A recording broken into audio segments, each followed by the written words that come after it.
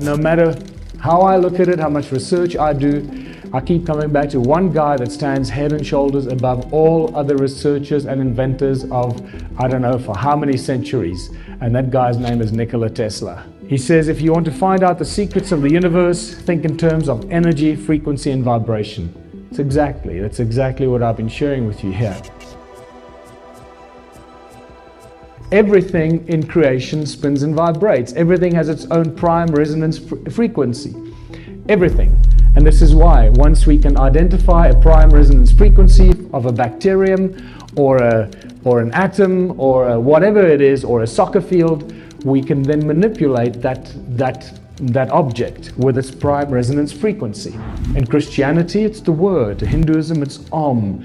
The Egyptians believed the universe was sung into creation, and the original people of Australia, not the Aboriginal, so it's the original people of Australia believed that the world was created with 3 sacred songs. And then we have the phenomenal similarities between the 6 days of creation in Christianity and the word that created everything, the 6 aspects of Om, and the 6 aspects of the all-seeing eye of Horus, and you start seeing the connections between all these ancient cultures and the creation stories.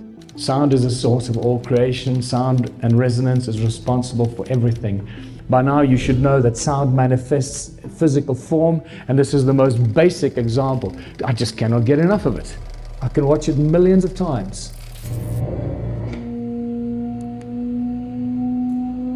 Every frequency has its own specific shape, a prime resonance frequency. Are you only looking at a 2-dimensional representation of a 3-dimensional effect? So the original people of Australia have a creation story that says time began when the supernatural beings awoke and broke through the surface of the earth. So imagine the surface of the earth being something like this, that metal plate being the surface of the earth.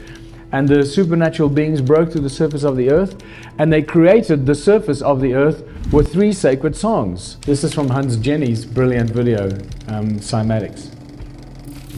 This is powder on a metal plate. It's not a liquid or a jelly, it's powder. You can see landscapes being formed here over extended periods of time. Mountains can form, valleys, volcanoes, all to do with the sound of the earth coming out of the earth. Now watch that. The creators of the religious symbols knew exactly what they were talking about, that the source of creation is sound itself.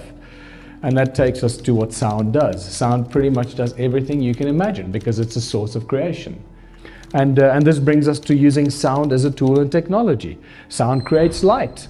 It's very obvious. We know that God said, let there be light, and you can do this yourself by attaching a speaker to an LED light and see what happens. Royal Raymond Rife, you should know by now, that cured with the man that found the cure for all disease with sound and resonance. It will convert to electric impulses, and sound continues to amaze us. Sound can levitate. By now, you would have seen this many times. Just a very quick idea that sound actually does levitate things, but this is not how the ancients used to levitate the very big, heavy objects. This is a very different technique used here. This is just pressure waves that can levitate things, very light objects, but it does give you the ability to imagine that sound actually levitates.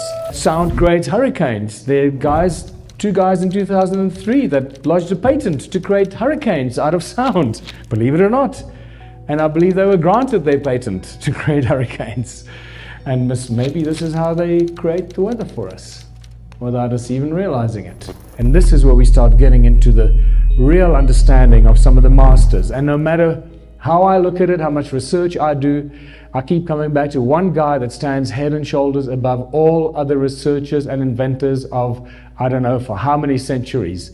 And that guy's name is Nikola Tesla. He says, if you want to find out the secrets of the universe, think in terms of energy, frequency, and vibration. That's exactly what I've been sharing with you here. Everything is sound and magneticism, and this is really important. So what most people don't know is, remember, sound, God said, let there be light. So it's sound moving sound manifests as toroidal fields. Those moving toroidal fields create magnetic fields, which are toroidal fields as well, and moving magnetic fields create electricity. That's the sequence of events. But this tells us that because sound creates magnetic fields, it means everything must have a must be magnetic in some sort, and in some sort of way. And if it's not, there's a very specific reason why it's not magnetic. So here's an example. You might not think of water as being magnetic, but it is. And so are graphite, aluminum, and glass. Aluminum is a good example of a paramagnet. And so is oxygen, which is attracted to magnets. Here, I have a few milliliters of liquid oxygen which sticks to the magnet. I'll explain why later. Gadolinium oxide and cupric sulfate are good examples of paramagnetic substances. Cupric sulfate is a salt that can be picked up by a magnet. Here is a picture of an electron. There's a picture taken about a decade ago. They tell us that this is a light beam or electron riding a light beam. Can you see a particle anywhere in this picture? No, there's no particle. They're resonant waves, and yet they tell us it's an electron. Can you see how we get brainwashed? So this is what Nikola Tesla has to say about the electron from an interview in 1928. On the whole subject of matter, in fact, Dr. Tesla holds the view that are startlingly original. He disagrees with the concept of atomic theory of matter and does not believe in the existence of an electron as pictured by science. This is a shock to the system, because we all think electrons are real. And you start seeing an agenda being developed here, an agenda being developed by mainstream universities, the mainstream scientific fraternity, under the guidance of those that are trying to lie to us and make us believe things that are not so. This is what Einstein has to say about the electrons. In the theoretical treatment of these electrons, we are faced with the difficulty that electrodynamic theory itself is unable to give an account of their nature. For since electrical masses constituting the electron would necessarily be scattered under the influence of their mutual repulsion unless there are forces of another kind operating between them, the nature of which has hitherto remained obscure to us. So he says, he doesn't quite understand how electrons come into being. And he tells us that millions of people all over the world are being fooled by the non-existing electron, and he has a lot more to say about this. And you start seeing that scientists and inventors and researchers over the last 200 years have been vehemently opposed to this whole concept of an electron and the atomic structure that has been forced down our throats and through all our educational institutions, that we just take for granted and we accept because we believe the guys that teach us this to be smart and they're not lying to us. We just accept the stuff. So what are the Stern Circles all about? By now you can see that clearly we're dealing with cymatic patterns. It's very obvious we're dealing with cymatic patterns. That's what every Stern Circle is. It's just a representation of the sound frequency that comes out of the earth at that specific point. That's what this is all about. And some of these cymatic, like sand on a metal plate, but now these are stones, right? Some of the structures are actually very distinct magnetrons. And of those flower shapes, every time you see a flower-shaped Stern Circle, it means they actually built an ancient giant magnetron like this. Magnetrons that can cut metal in a split second. And I asked two magnetron scientists, how much energy would a magnetron 40 meters in diameter generate? Remember that a tiny magnetron can create so much energy in a laser beam that cuts metal in a split second. I mean, it literally just melts the metal. Bzz. And the answer was that a magnetron that size would create more energy than all the power plants on Earth together combined. We have thousands of these magnetrons in Southern Africa, thousands of them. So these guys are generating so much energy, it's insane. And we know this because we measured it. We measured the sound frequencies, the electromagnetic fields, the loudness in decibels. And it's just insane what's coming out of these Stern Circles. Adam's calendar is the most powerful of all these ancients of these stone circles. Adam's calendar is actually much, much more powerful. It's as if they all seem to be sending their frequencies to Adam's calendar, and that's like the collection point for all this, the energies created by all these millions of stone circles. That's what it seems like. So what we have at Adam's calendar is a very definite toroidal effect, and it's alive even today because we measured it. So when you look at ancient structures built out of stone, you realize that these guys knew exactly what they were doing. They understand that stone is the tool that carries with it, in it, information, storage capacity. It's an energy source. And that's why they used stone. Not because they were stupid, because they were very, very smart. We're the dumb ones, but we're catching up quite quickly. So what's very obvious now is that all these ancient structures, from the pyramids, Borobudur, etc., are all ancient machines. They were giant machines built out of stone, crystalline substance, to create or to perform specific functions. It's just the function that we haven't figured out. It's powered by the sound of the earth and activated by the movement of the sun. I mean, it's bloody brilliant. It's so simple. And now we're figuring this out, and we know that the energies are still there, because this is a photograph taken of the pyramids, and there's still huge energy coming out of the pyramids.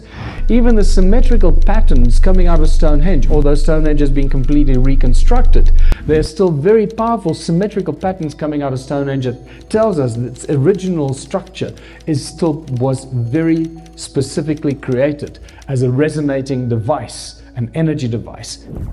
All this ancient stuff that we're dealing with, just like I said, these ancient machines are just advanced technology on a gigantic scale. These obelisks in Egypt, they ring like bells. If you listen to them, they ring like bells, just like those stones in my museum. And when you go into these temples in Egypt, you know, we're told that they were built for this and offering. It's all nonsense, offering and praying. It's just too many pillars, not enough space. When you look at them from this angle, you realize that this is just something very different. And all those pillars clustered together, why would they build them like that? And then the more I looked at it, the more I realized, now inspired by realizing that the stone circles were powerful energy generating devices, suddenly seeing aerial photographs of these temples in Egypt, I realized that they weren't temples, but they were actually templates.